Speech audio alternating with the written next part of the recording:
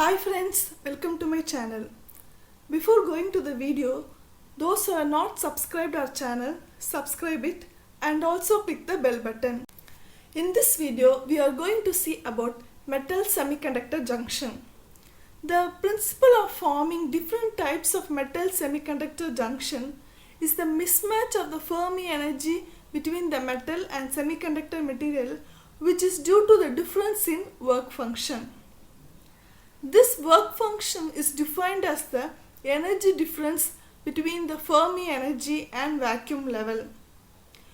You should also know about another term, electron affinity, which is defined as the energy required for moving an electron from the vacuum level to the conduction band. When a metal and semiconductor are brought into contact, two types of junctions are formed. They are rectifying or Schottky barrier contacts and non-rectifying or ohmic contacts. Next is the electrical nature of metal semiconductor contact. Depending upon the work function relation, the metal semiconductor contact may be rectifying or ohmic. Suppose if the work function of metal is greater than work function of semiconductor, then for N-type semiconductor, it is rectifying, and for P-type semiconductor, it is ohmic. If the metal work function is less than semiconductor work function, then for N-type semiconductor, it acts as a ohmic contact, and for P-type semiconductor, it acts as rectifying contact. For an ideal metal semiconductor contact, the following assumptions are made.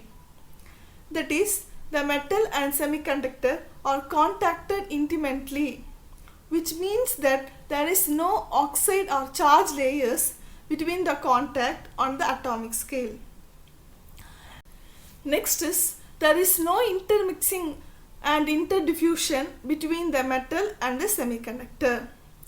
There are no impurities at the semiconductor interface. This is the energy band diagram for ideal metal semiconductor contacts.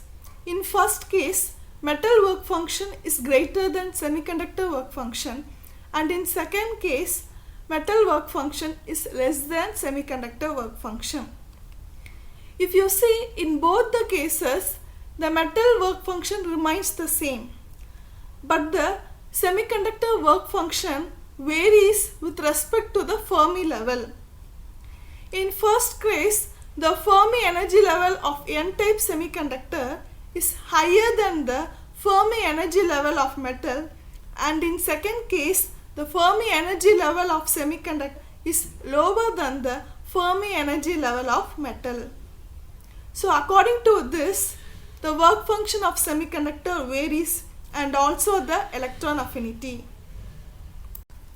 During the metal semiconductor contact, the electron affinity and metal work function remain unaffected, but the work function of semiconductor varies, and it is given by phi s is equal to electron affinity plus EC minus EF.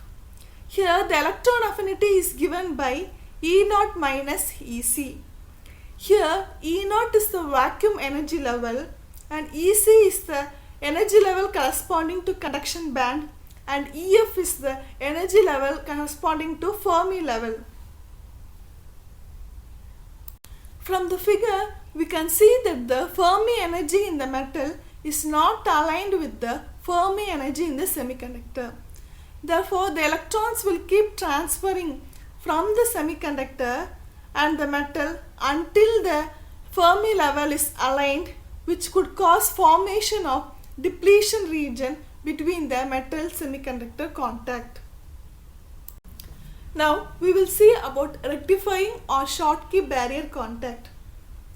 It refers to the metal semiconductor contact in which large potential barrier height is formed when the Fermi level of the metal is aligned with the Fermi level of semiconductor. Here the barrier height phi b is defined as the energy difference between the band H with majority carriers and the Fermi energy level of the metal. Since the Schottky barriers could lead to rectifying characteristics, it is used as a diode. Both N-type and P-type semiconductors can form the Schottky contact, such as titanium silicide and platinum silicide. Next is the equilibrium band structure for a metal and N-type semiconductor.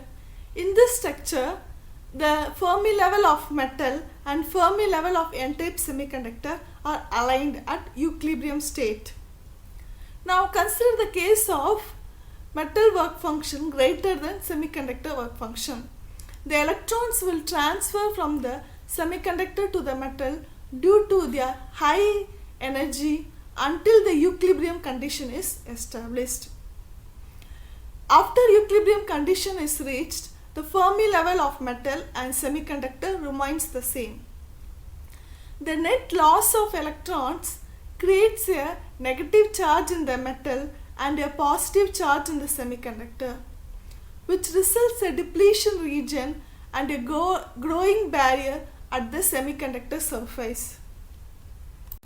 The Schottky barrier height phi b is given by phi b is equal to phi m minus x for N-type semiconductor and phi b is equal to Eg by Q plus x minus phi m for P-type semiconductor.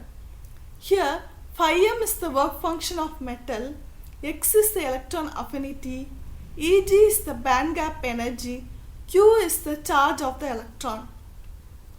Even if we apply a small voltage, this barrier results in a high resistance. This potential barrier height could be governed by the voltage bias, which has a significant influence on the current flowing through the barrier. Next is the forward biasing of Schottky barrier contact.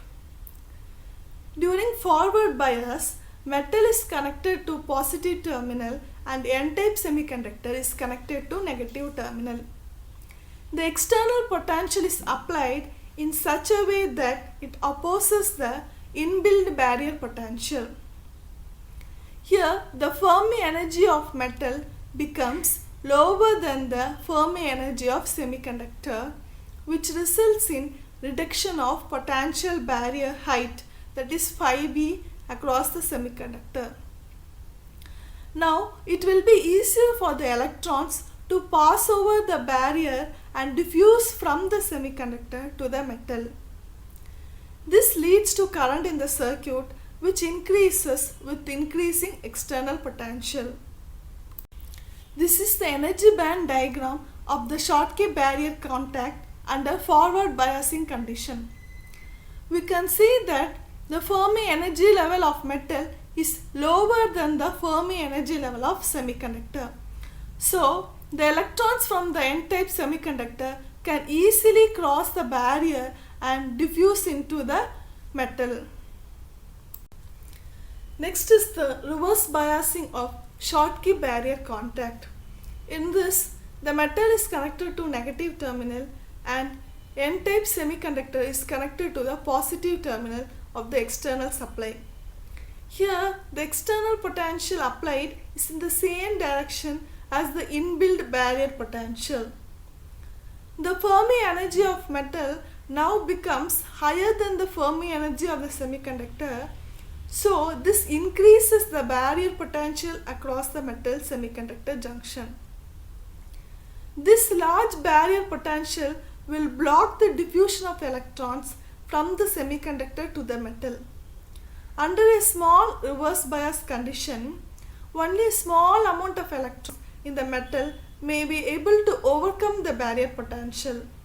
Therefore, the current will be a small constant at reverse bias condition, which is characterized as the rectifying behavior. This is the energy band diagram of the Schottky barrier contact under reverse bias condition. Here we are applying the reverse bias in the same direction as the inbuilt barrier potential. This reverse bias will increase the barrier height and also the Fermi level of metal increases above the Fermi level of semiconductor. So only a few electrons can cross this barrier and diffuse from metal to semiconductor. So only a small current will flow during reverse bias condition. Next is the IV characteristics of Schottky contact. If you see the diagram, during forward condition it behaves as a diode, and during reverse bias condition only a small reverse current flows, which causes the rectifying characteristics. The current in the Schottky diode under forward bias condition is given by J is equal to J0 into e to the power QV by KT minus 1. Here J is the current density for the applied voltage V, J0 is the constant, and it is given by J0 is equal to AT square into e to the power minus 5B by KT. A is the Richardson constant for thermionic emission, and pi b is the barrier height, K is the Boltzmann constant, and T is the temperature in Kelvin. Here Q represents the charge of electron. Next is the non-rectifying or ohmic contact.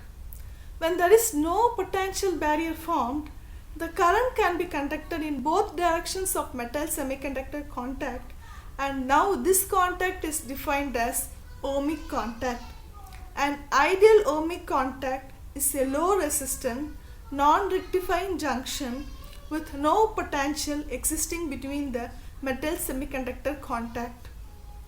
Now if you see the energy band diagram under equilibrium condition for work function of metal less than work function of semiconductor, here since under equilibrium condition the Fermi level of metal is aligned with the Fermi level of n-type semiconductor, and here no barrier is formed, so it acts as a ohmic contact. The IV characteristics of ohmic contact or non-rectifying contact is linear and it obeys Ohm's law. Now let us consider the metal semiconductor contact with work function of metal less than the work function of semiconductor. Now the electrons will transfer from the metal to the semiconductor due to their low energy, which will cause the Fermi level in semiconductor move up until the equilibrium state is established. Since there is no barrier here for electron flow from the semiconductor to metal, even a very small applied forward bias voltage will cause a large forward bias current. When there is reverse bias voltage applied, a small barrier potential is formed for electron flow from metal to semiconductor. However, this small barrier will eventually vanish when the reverse bias voltage increases and there is a large reverse current flow. This ohmic contact has a linear IV curve that follows the Ohm's law in both forward and reverse biased conditions. One of the interesting applications of ohmic contact is in thermoelectric devices, where a small volume can be cooled by the application of direct current. For ohmic contacts, depending on the direction of current flow, whether it is forward bias or reverse bias, heat can be generated or absorbed. This is called Peltier effect, and it is applicable to junctions between any two dissimilar materials. Another important thing which you should know is the vacuum work function for metals. If you see silver metal, it has work function of 4.3 in vacuum. Aluminum has work function of 4.25 and gold has work function of 4.8. Chromium has work function of 4.5 and also nickel has the work function 4.5. Platinum has work function of 5.3 and tungsten has work function of 4.6 in vacuum. Thanks for watching the video, and for more videos don't forget to subscribe our channel. Thank you.